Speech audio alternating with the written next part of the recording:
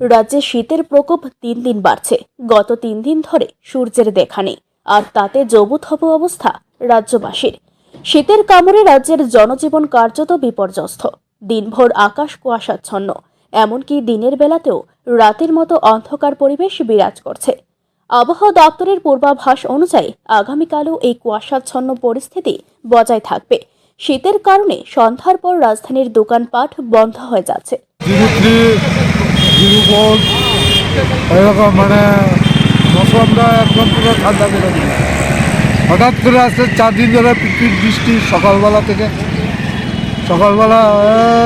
রাত্রে 3টা 3:30 থেকে বৃষ্টিতেও এমন মানে এত দূরে না, কিন্তু ঠান্ডা মানে থাকতে পারি না। আগুন বয়ে মানে দিন কাটাইছে। কালকে সন্ধ্যা 4টা থেকে পুরো বৃষ্টি, পুরো ঠান্ডা। এমন ঠান্ডা, রাত্রে যত যাইতেছে এতই ঠান্ডা পড়তেছে, মানে এই ঠান্ডায় কাজ করাই মুশকিল হয়ে পড়েছে। আমরা রাস্তার পাশে আগুন জ্বালিয়ে শরীর গরম করার চেষ্টা করছি, জানান এক শ্রমিক। আগুন বইতেছে, প্রচন্ড শীত পড়তেছে।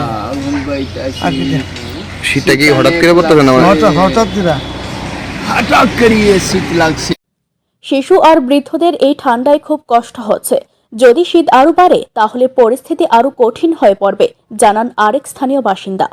শীতের কারণে রাজ্যের বিভিন্ন প্রান্তে মানুষজন আগুন জ্বালিয়ে তাপ নেওয়ার চেষ্টা করছেন। তবে এই অবস্থায় শিশু ও বয়স্কদের জন্য চরম দুর্ভোগের আশঙ্কা তৈরি হয়েছে। কাজকর্মেও ব্যাঘাত ঘটছে।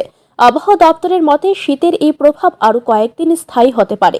এই অবস্থায় শীত মোকাবিলায় সবাইকে প্রয়োজনীয় সাবধানতা অবলম্বন করার পরামর্শ দেওয়া হয়েছে। ব্যুরো রিপোর্ট, ঋদ্ধি নেটওয়ার্ক।